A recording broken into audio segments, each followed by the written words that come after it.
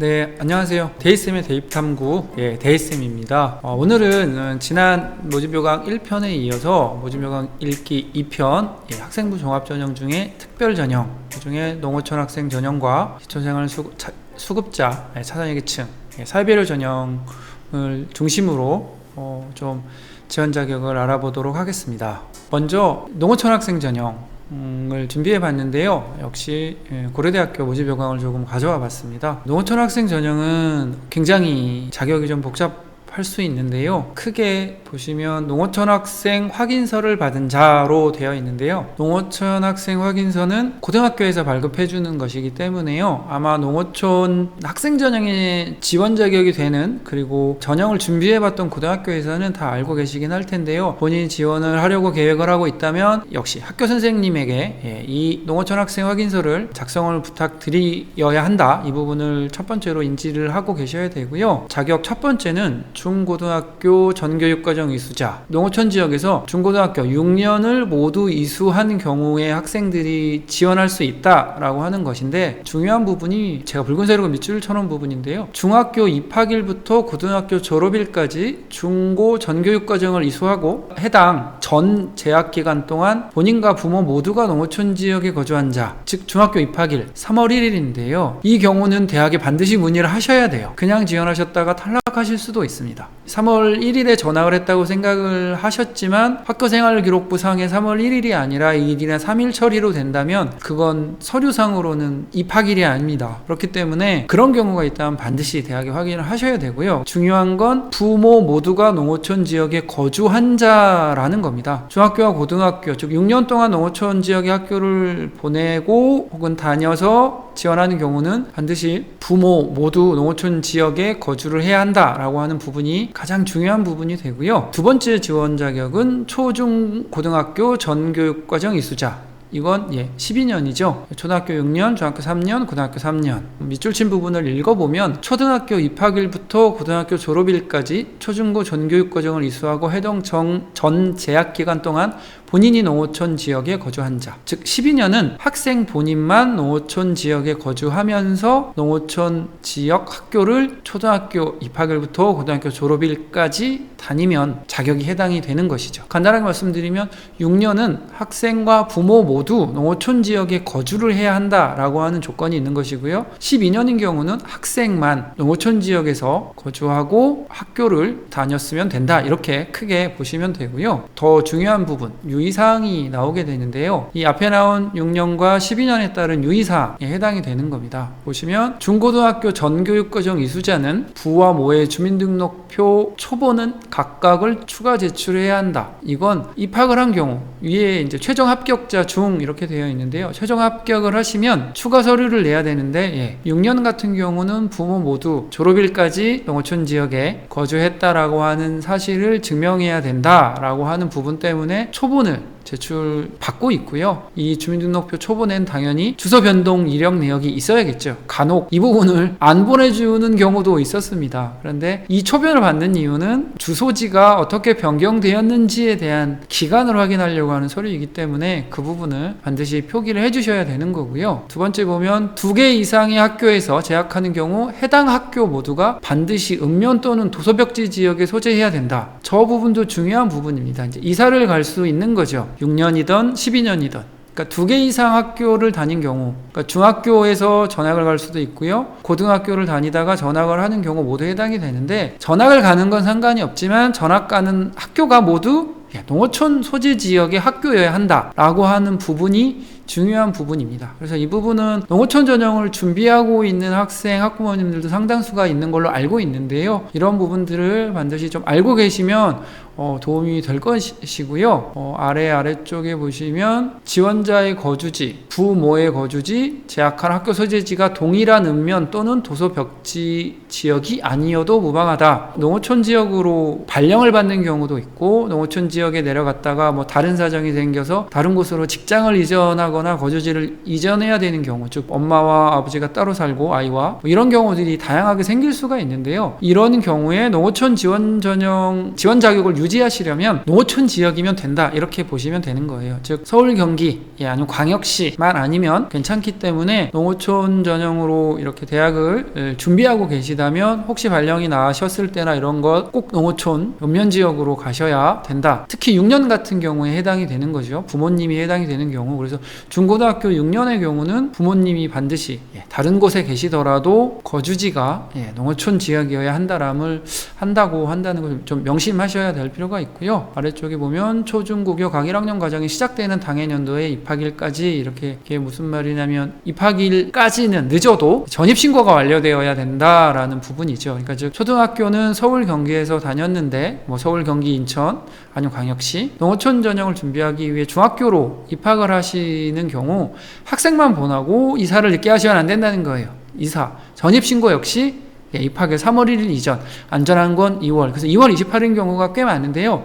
적어도 2월 28일에 전입신고가 되어 있어야 조금은 안전하다, 이렇게 말씀을 드리고 싶습니다. 건국대학교 농어촌 학생 전형 살펴보도록 하겠는데요. 이렇게 지원자격 1, 2로 건국대학교는 조금 나눠서 이렇게 좀 표기를 하고 있습니다. 지원자격 1은 앞에 그 고려대학교에서 이야기한 6년에 해당이 되는 거죠. 중학교 입학일부터 고등학교 졸업일까지 전 교육과정을 연속하여 이수하고 해당 기간 동안 본인 및 부모 모두 농어촌 소재지에 거주한 자. 이게 전 교육과정을 연속하여 이수하고, 이제 이 부분이 요즘에는 휴학을 하는 경우도 있고요. 뭐 외국에 잠깐 뭐 교환학생으로 나갔다 오는 경우들도 종종 있는 것 같던데, 이런 경우는 아마 안 될 확률이 높다고 보여집니다. 그래서 혹시라도 본인이 중간에 쉼이 있거나 아니면 복학을 했거나 휴학했다 복학하는 경우도 있거든요. 고등학교에서.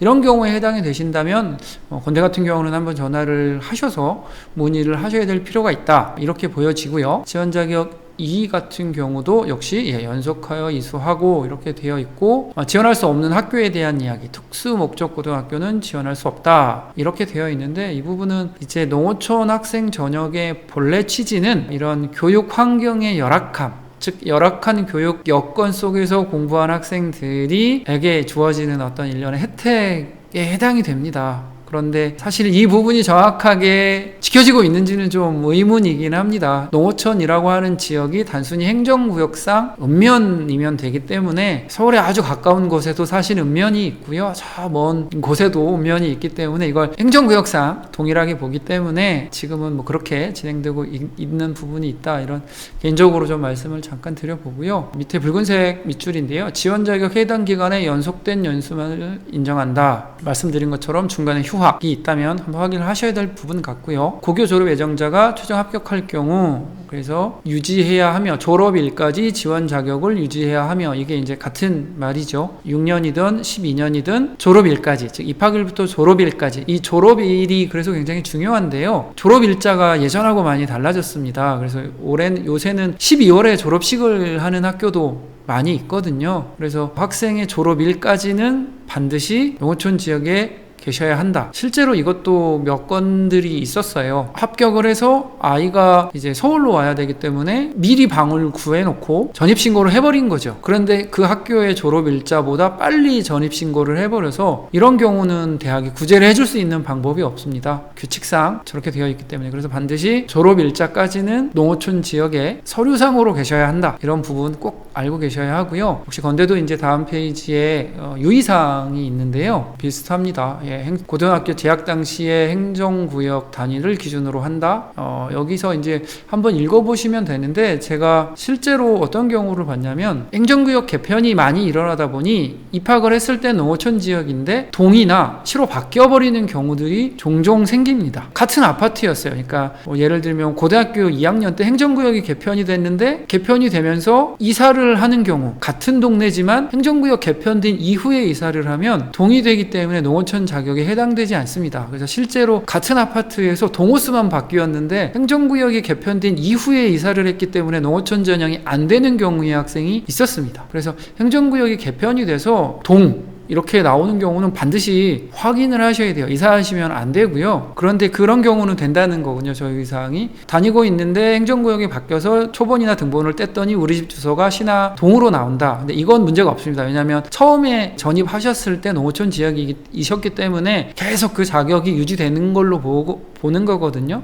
그래서 중간에 행정구역이 개편된 경우는 되도록이면 이사를 안 하시는 게 좋다. 이런 부분 제가 봤던 서류들 중에서 조금 말씀을 드리면 될 것 같아요. 건국대학교는 이제 농어촌 전형 특이자를 조금 구체적으로 명시하고 있는데 좀 이제 어려운 문제들이 조금씩 있습니다. 부모의 이혼, 부모의 사망, 6년에 해당이 되겠죠. 6년 같은 경우는 부모 모두 농어촌 지역에 거주를 해야 된다는 조건이 있는데 부모님이 이혼을 하셨으면 괜찮아요. 왜냐면 이혼하시기 전까지, 그러니까 이게 이혼 전과 이혼 후 재혼하시게 되면 재혼한 분의 이 초본, 즉 거주지까지 따져봐야 되는 아주 복잡한 문제들이 생기게 됩니다. 그래서 잠깐 읽어드리면 이혼 전 부모의 주소지와 이혼 후 주민등록상 지원자 본인의 양육권이 있는 부모의 주소지가 농어촌 지역이어야 함. 이혼인데요. 이 기간에 재혼을 하시면 더 복잡해지는 거죠. 이런 경우는 반드시 입학처에 문의를 하시는 게 제일 좋다고 보여져요. 그러니까 재혼을 하시게 되면 즉 6년, 예를 들면 고등학교 1학년에 부모님이 이혼하시고 2학년 때 재혼을 하셨다면 이 재혼한 분도 농어촌 지역에 사셔야 되는 거예요. 법적으로 부모가 된 이후, 혼인신고를 하신 이후는 아마 그럴 확률이 굉장히 높은데요. 그래서 따져봐야 될 게 굉장히 많기 때문에 저 부분은 반드시 대학에 확인하시는 게 좋고요. 부모의 사망, 저런 경우도 실제로 봤고요. 부모 모두가 사망한 경우 사망일 이전까지 주소지가 농어촌이어야 하면 저희 같은 거고요. 부 또는 모가 사망한 경우 사망일 이전까지, 그래서 이렇게 되어 있고, 그래서 어떤 이 사건이 발생하기 이전까지는 농어촌 지역에 거주해야 했다라고 하는 사실이 증명되어야 된다라는 이야기로 보시면 되고, 앞에 아마 있었는데 제가 읽어드리진 않았지만 주민등록 말소 이런 경우도 있었습니다. 이혼은 하지 않았는데 아버지랑 같이 안 살고 아버지가 나갔어요. 근데 이제 이 부와 모의 서류를 모두 내야 되는데 아버지가 집을 나가서 주민등록이 말소가 되신 거죠. 이렇게 되면 안 될 수도 있습니다. 그래서 이런 특이 사항들이 있는 경우는 반드시 대학에 좀 확인을 하셔야 됩니다. 이 농어촌 학생 전형, 특히 6년을 준비하는 경우는 경우의 수가 굉장히 많아서 대학 입학처에 계신 분들이 굉장히 힘드시거든요. 그래서 이런 경우는 지원하시기 전에 전화를 반드시 하셔서 좀 상담을 받아보시고 서류를 만들어서 지원하시는 걸 추천드립니다. 사실은 이게 좀 개인사와 관련 있는 부분이라 조금 불쾌하실 수도 있겠지만 이 부분은 정확하게 하고 가시는 게 일 처리를 하는데 좀 도움되는 부분이기 때문에 혹시 해당되는 분들이 계시다면 그 부분을 좀 알고 계시면 좋겠다, 이렇게 말씀을 드리고 싶네요. 다음은 사회배려자라고 하는데요. 이 사회배려